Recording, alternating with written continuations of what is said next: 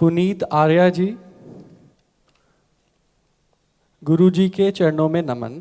गुरुजी, प्रायः ऐसा देखा जाता है कि हर कोई काम धंधा आदि में हेर फेर करता है, पर कुछ जगह ऐसा सुना गया है कि इसके बिना गुजारा नहीं होता, बहुत महंगाई है। गृहस्थ जीवन में यह ज़रूरी है या दान आदि करके इससे छुटकारा पाया जा सकता है? नाली में गंदा हाथ करे और फिर धोवे और फिर नाली में गंदा हाथ करे, इसे क्या कहा जाएगा? मूर्खता कहा जाएगा कि नहीं कहा जाएगा? हम ऐसा सोचे कि 2-4 लाख 10 लाख छल कपट से कमा ले, उसमें 1,50,000 संतों को दे ले, तो इस भ्रम में नहीं रहना। और गंदगी बढ़ गई, क्योंकि संत भगवत मार्ग के पथिक हैं।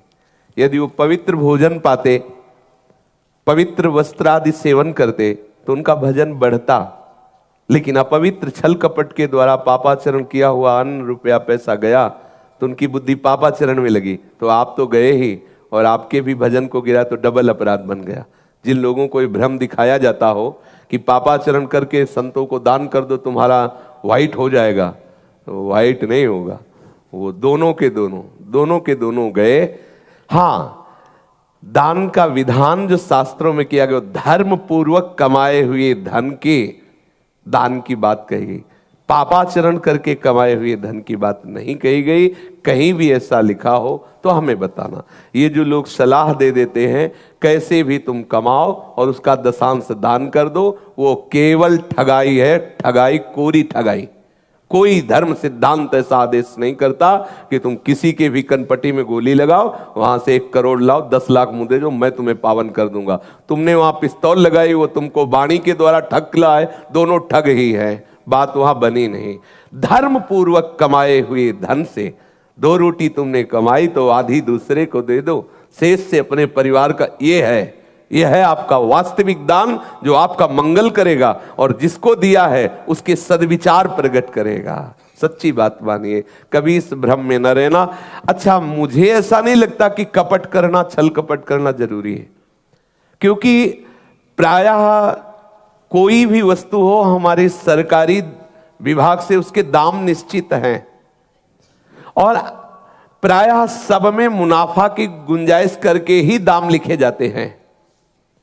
अगर हम उस हिसाब से चले तो माना कि हमारी जो बाहरी मानी हुई अभिमानजनक आवश्यकताएं हैं वो पूरी नहीं होंगी, लेकिन भूखे नहीं रह सकते, लेकिन स्वस्थ रहेंगे। और अगर छल कपट करके लाखों का इधर उधर होगा तो फिर लाखों में ही जाएगा, और बुद्धि भी ठीक नहीं रहेगी और चैन नहीं रहेगा और हृदय जलता रहेगा। तो ये देख ले कि अगर हमें बेईमानी करके केवल अपने समय को नष्ट करना है, लाभ तो नहीं होगा, किसी को भी नहीं होगा। करके देख लो, बिल्डिंग बनेगी और ऐसे ढहेगी मिनट में कि वो आपको पश्चाताप होगा कि इतने दिन लगे लेकिन बना कुछ नहीं। और सत्य से चलोगे तो भले वो 10 साल में बने, लेकिन परिवार उसमें चैन से रहेगा, छत टूटेगी नहीं। मतलब धर्म पूर्वक चलने वाला भले ही थोड़ा कमजोर नजर आवे व्यवहार में, लेकिन वो चैन से होगा, स्वस्थ होगा। इसलिए इन बातों का तो जो लोग कहते हैं अधर्म के बिना चल ही नहीं सकता, तुमने मान रखा है, ऐसा कैसे हो सकता है? ऐसा कैसे, हमें बताइए आप, कैसे हो सकता है? कोई भी व्यापार, एक रिक्शा भी चलाता है तो एक लगभग दाम निश्चित है। यहां से अटल्ला चुंगी जाने के इतने रुपए हैं, 5 रुपए बढ़ा के बोल दो, चलेगा। अब तुम उसके डबल बोलोगे तो अब बहुत ही वो उदार हो या बहुत ही ना समझ हो तो कर देगा। लेकिन आप जानते हैं कि यहां के 25 रुपए लगते, हमने 50 लिए हैं, तो आपको वो रुपया कहीं ना कहीं प्रमाद स्थिति पैदा करके ऐसी जगह खड़ा करेगा जहां आपकी निंदा हो, आपका शरीर रोग से ग्रसित हो। ऐसे आचरण, ऐसे व्यसन, ऐसे व्यर्थ के कार्यों में लगा देगा जो बिल्कुल आपके हाथ आने वाला नहीं। धर्म से चलोगे, डरोगे, धर्म आपको भयभीत करेगा और आप ऐसे पापाचरण से बिल्कुल रहित हो जाएंगे जो आपको नरक आदि दुर्गति प्रदान करने वाले।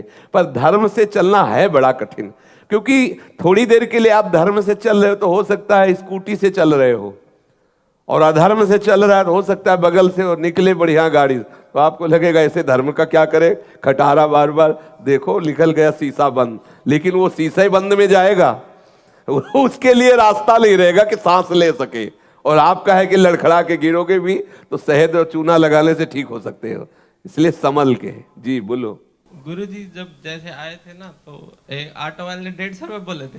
फिर वो बोला कि 100 ले लूंगा, 80 ले लूंगा, फिर एक मिला 30 रुपए में छोड़ गया। हाँ तो इसके लिए देखो, अब इसके लिए वो सत्संग तो कर नहीं रहा, आप सत्संग कर रहे हो, तो आपको ठीक होना है। अपना जो सत्संग होता है वो सिर्फ अपने सुधार के लिए होता है। अगर सब सत्संग सुनने लगे तब तो फिर बात ही बन जाए। लेकिन सबको अगर उनसे तुम सत्संग सुनने की भी बात कहोगे तो तुम्हें हो सकता है गाली ही दे। अलग अलग स्वभाव के जीव हैं। आप कृपा पात्र जन हैं, आप साधु समागम में आए, सभा में आए, तो आप अपने जीवन को पवित्र बनाइए।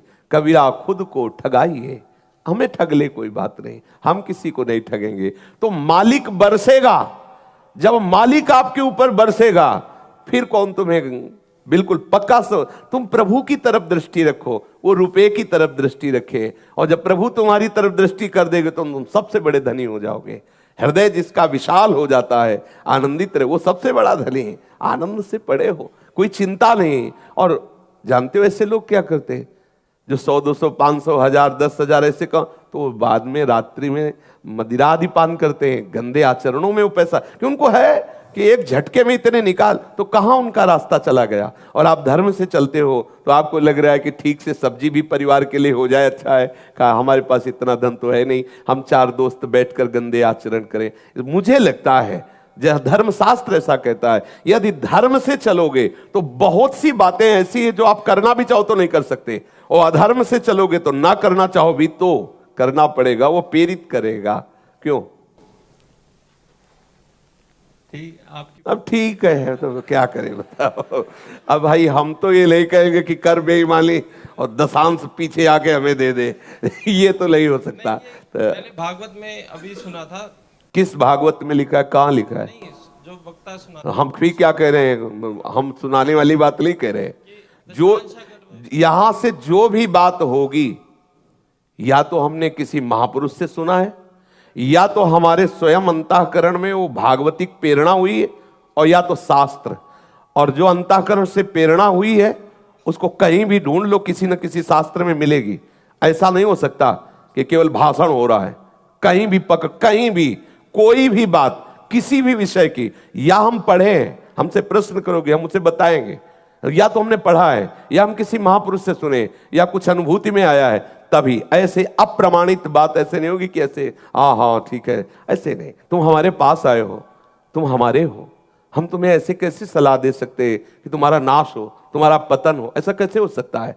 तो ये शास्त्रवेत्ता महापुरुष संपूर्ण सृष्टि को अपना हृदय समझते हैं, अपना बंधु समझते हैं। हम कैसे आपको सलाह दे सकते हैं कि आप ऐसा कर दीजिए? क्योंकि प्रगट में आपको दिखाई देगा कि इतना लाभ हुआ, लेकिन सच्ची मानो वो लाभ ऐसा नुकसान बन करके आएगा कि हानि कर देगा। वो ऐसी हानि पहुंचाएगा कि पूछो मत, हृदय भी जलेगा और बाहर भी हानि हो जाएगी। सत्य से चलो, भले नमक रोटी खाने को मिले, और आप सच्ची समझो, यदि कल आपको अमुक धनराशि का भोग भोगना है तो अन मांगे आगे आवेगो, ज्यो पल लागे पल को, स्वामी हरदास जी महाराज कह रहे हैं। जैसे बिना प्रयास के पलक झपकती है, ऐसे वो आ जाएगा, क्योंकि पूर्व निश्चित है। जो हमारे भाग्य में दुख सुख निश्चित कर दिया गया है, वो हम छल कपट क्यों करें, पापाचरण क्यों करें? धर्म पूर्वक चलें। मुझे लगता है धर्म पूर्वक चलोगे, धर्मम रक्षति रक्षता, अगर धर्म से चलोगे तो धर्म तुम्हारी रक्षा करेगा। और धर्म भगवान का स्वरूप है, और भगवान एक दिन कृपालु होते हैं। थोड़े दिन जरूर कष्ट मिलता है, और जिस दिन उनकी नजर घूम गई उस दिन निहाल हो जाओगे। श्री सुदामा जी के समीप उनका मित्र डोली में बैठ के आता था, थोड़ी देर के लिए जजमान को प्रसन्न कर लिया, देखो माल छान रहे, तुम भूखो में श्री कृष्ण श्री कृष्ण श्री कृष्ण, कई दिन भूखे रहे। उनका नहीं, श्री कृष्ण के सिवा मैं किसी के सामने चाटुकारिता नहीं कर सकता, चाहे भूखो, प्राण त्याग देना। घर जाते तुलसी जी अर्पित करके और बच्चों को बांट के चरणामृत ले लेते। परिणाम क्या हुआ? द्वारिकापुरी से भी श्रेष्ठ सुदामापुरी की रचना कर दी। थोड़ा धैर्य पूर्वक, थोड़ा कष्ट सहते हुए यदि हम धर्म का निर्वाह करें तो निश्चित मंगल होगा। थोड़े दिन दिखाई देगा आपको अधर्मी ऐसा प्रकाशित होता हुआ, लेकिन जो बल्ब ज्यादा जलेगा फ्यूज हो जाएगा। धर्म से चलोगे तो भले टिमटिमाते रहो, बहुत काल तक जलते रहोगे। धर्म से चलो।